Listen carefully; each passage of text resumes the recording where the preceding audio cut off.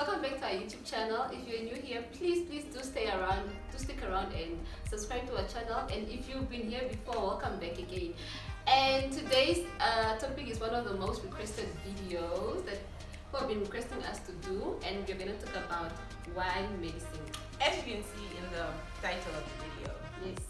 So we're just gonna go right into it. We're basically going to talk about our experiences while we're studying medicine. So for those who don't know, we just graduated from UNAM, which is the University in Namibia, and we are now the what? The doctor. Call me doctor. Okay, I'm sorry. We are Dr. David and Dr. Amutse. So basically, studying medicine was my only way to become a doctor. And I always wanted to become a doctor. So this goes back to when I was like 6 years old in primary school. And you know how the teachers would always ask you like future plans or my future or what? I would always draw somebody wearing a coat, a white coat. So that was basically me. So my whole life, I didn't see myself doing anything else. And so basically, I had no choice but go into medicine. I think quite similar to me also. Well, I grew up in a family where, I don't know, somehow it was designed that I was going to be a doctor. My mom knew it from so I think it was installed into me, it was the thinking that I grew up with that I was going to be a doctor, I remember when I was younger, my mom, there was an article about Dr. Helena in the newspaper. So my mom cut out that page and she put it at the back of my door. It has been there for a very long time. So I always grew up, when I grew up, I knew that I was always going to be a doctor, and it's something that I really wanted to do. And apart from that, even growing up now in grade 12, I didn't have any other second options or whatever. I basically applied for medicine only. I didn't have any other option. I tried engineering, but I knew I was gonna when my engineering application letter, when my engineering acceptance letter came through, I threw it in the dustbin. Because I was like, there's no way I'm going to do it. It was basically the only choice. Yeah. My first year, child. My first year was the ghetto. Okay, my first year was very chill, like academic wise. Yeah. We didn't really have a lot of modules, but obviously everything was new, and you were getting into this environment, university. So obviously I had to switch it up a little, but it was very, very chilled. I just had to do my part. And also the environment at the School of Medicine is very supportive, it's very conducive for studies and whatnot. So it wasn't very difficult for me. My first year wasn't difficult. I think for me, I don't quite remember a lot about first year until second semester, because the whole of first semester I bunked like nobody's business. I don't advise anybody to do that, but it was quite, I don't have a lot of memories about it, except for last semester. That's when it really hit me that I really need to study, because I was still in my high school mood, whatever. I wasn't really paying attention. I didn't go to class. I was sleeping. I was eating. I was in town every other day. Until then I realized when things started piling up, then I realized that I need to change my. But it was also it was different, especially being in Windhoek, on your own for the first time. It was quite different, so you had to learn a lot of things, how to catch a cab, and yeah. But it was also, and the thing is, the thing about medicine, the first year, the subjects are core science subjects, so you're not really doing medicine things. So sometimes you get a little bit bored, and you're like, why am I doing biochem, so you physiology. This is really medicine, yeah. No. And then until you get to second year, first year physiology, they taught us about flies. Flies, guys. I was just wow, but okay. So basically, we started with the University of Namibia, and before you apply, and then they get back to you with the response that you need. If you made it through, they ask you to write an essay about a topic that they give to everybody applying for that year. And then after you've written your essay, and then they call you back for an interview if you've made it past that stage. So it's quite a process, but it's also but also sometimes when I wrote my essay, I did the interview, but then I didn't get in. I don't know why. Yeah. They never replied back to me. They didn't tell me if I wasn't admitted or if I was admitted. So after I got my grade 12 results, then I came to the university and I was basically on their like door every day knocking because like I got the highest marks in my class. I don't understand how people who didn't get got into the school. So I was there. I was persistent because I was like, what am I going to do if I don't get into the school? And it also comes down to what you actually want. So you just have to be persistent, and then you see, she got it after she wasn't even admitted. I think I purely survived just by the grace of God. Number one, honestly, that was God doing His thing. And then I just studied. I really, really studied, and I had a good support system. I think that's very important when you're in medical school. I think how I survived medical school was, first of all, prayer. Not even just saying it for the sake of saying it. It really helped me a lot. Guys, I survived fires. I escaped bullets in School of Medicine. And the other thing is that I had a good study group. I relied so much on my study group because I knew that people in my study group, if I don't know something, then somebody else might know it. And I was a very last minute person. I would study the night before. So, once again, God did it for me. God. And the thing is that when you're in medical school, it can get really tough. So you need to have people that you can talk to, people that can remind you why you started in the beginning, and just people who are pushing you. So I think a good study group, a good support system, like she said, especially from people who are not doing medicine. Just sometimes you just need to talk about things that are not about medicine, right? And you need to be you don't have to trust in God, whatever your belief is, whatever you believe in. You need some spiritual ground just to keep you going, because sometimes it gets really tough. Sometimes it messes with your whole life, with your emotions and stuff. So you really need people to be supporting you, and you need a lot of discipline. You need to know when to study, when to have fun. You need a lot of dedication, and I think that's what kept me going.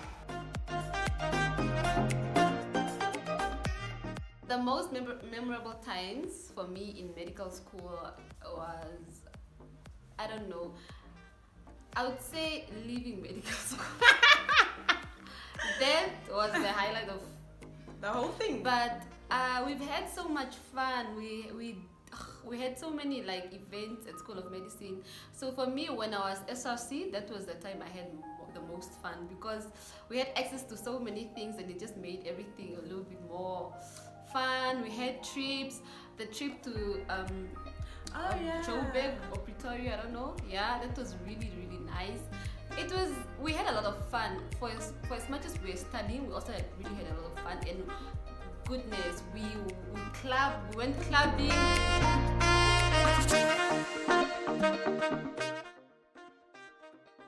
My most memorable times, academic wise, was probably when we started dissecting. Or the first day of dissection of the cadavers, because we had a whole memorial for the cadaver. It was very, for me, it was very special, and I really enjoyed dissecting.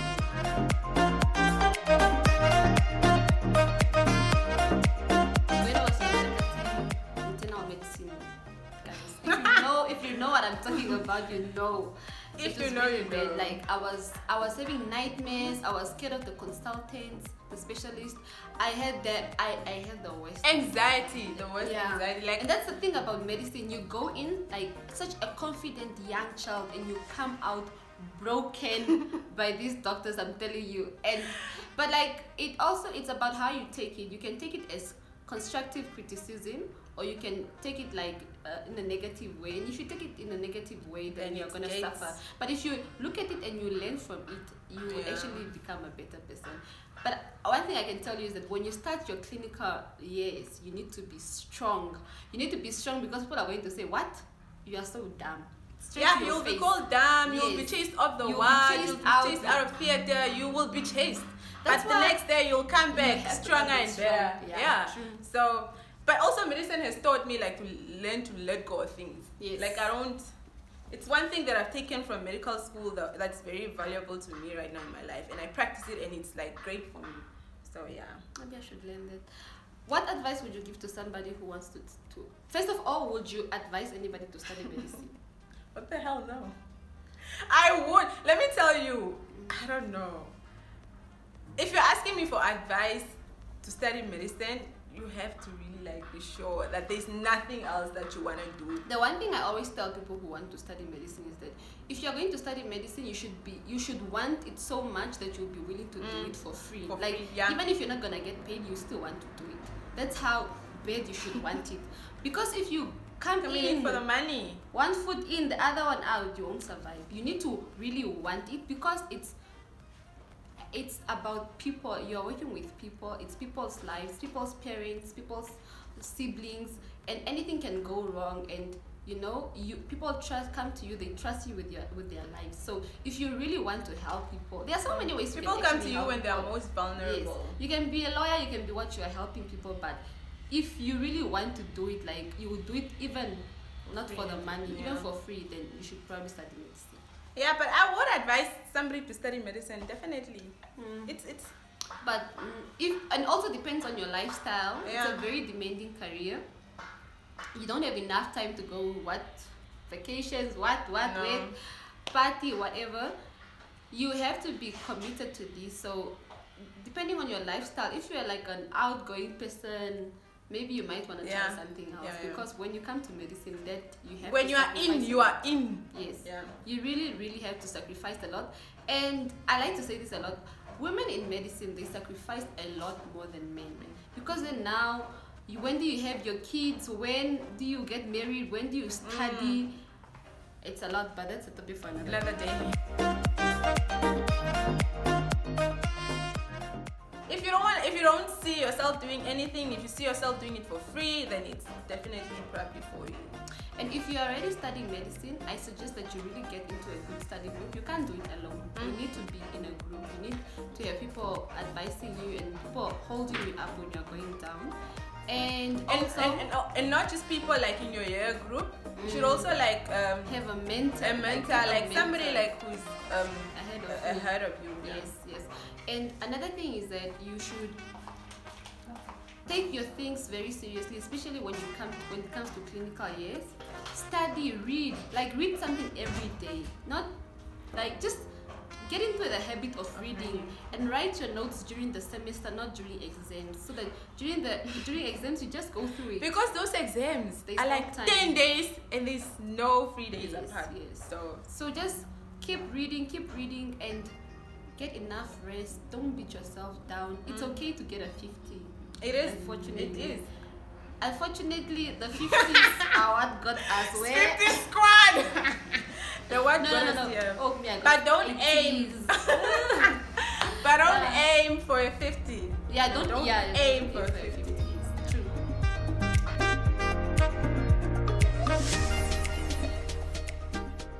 Okay, internship is very deep, very, very demanding.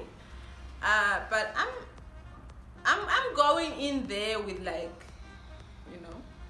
I just want to flow into it. I just want to ease into it nicely. I don't want to think about it too much because honestly, you're still learning. So you can't expect to know so much already when you're just starting out. So I'm just gonna ease into it. And I'm just looking forward to learning, man, and to really finding my feet and to finding what I really, really love, so that it also gives me the direction into which I want to go. I think I'm excited to be a little bit more independent. Yeah, and also as a doctor and to make decisions and I think that's what I'm more excited about. Yes, it's going to be tough, but I just want it over and done. That's the thing. It's like the bridge to going where I want to really be. And I know it's going to be tough, but I think if you go in with the mentality that it's going to be tough and you're going to be washed, then that's what's going to happen. But if you just take it on, I guess. It's going to be long hours, long shifts, theater, but I'm really excited. A lot of scolding from consultants, but don't take anything personal. I think I'm really excited to be back in the hospital again. Cut into people. Being a doctor means that I am there for people when they really are vulnerable, when they're going through like the most. Just being there for somebody when you basically are the only solution to their problems, like, means a lot to me. And I get to help people, and I get to like just be present in people's lives like that. Like when somebody comes to you and they really like tell you that, oh my goodness, my kids they're in the hospital but they're still worried. Like it's such a rewarding career choice, and it gives me so much satisfaction. Like even after like everything, the stress and everything, at the end of the day you go home like feeling really like accomplished because you've been there for somebody, you've helped somebody. And like it's I don't know. Yeah, I think medicine is it's a noble career. It's very rewarding. It's also like, I think for me it's a selfish career, in the sense that the satisfaction that it gives you at the end of the day when you help, it all comes back to you. It's that's how good you feel. You know, you do something for somebody, but at the end you feel great about it. For you to make a good impact, you know, when patients come in the most vulnerable state and they go out walking, that to me, and they just tell you thank you, the most sincere, like that thank you. Oh my gosh, what? I'm crying. But what are your future plans in medicine? Girl, I just want to live my best life in this thing. Okay, but obviously I want, like I mentioned in the other video, I want to do dermatology and also like medical aesthetics. So that's really where I want to go into. It's a little bit chilled, you have more flexible hours. So I want to do less clinical stuff. I want less patients. I want like more office work. So like public health for me is the thing, and I really want to like this.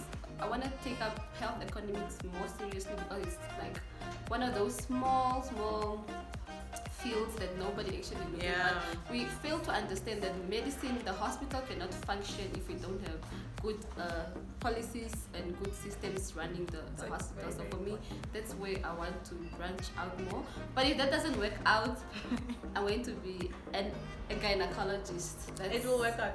Yeah. Thank you guys for watching. That was it for this video, and if you like the video, please make sure to like the video, subscribe to our channel, please.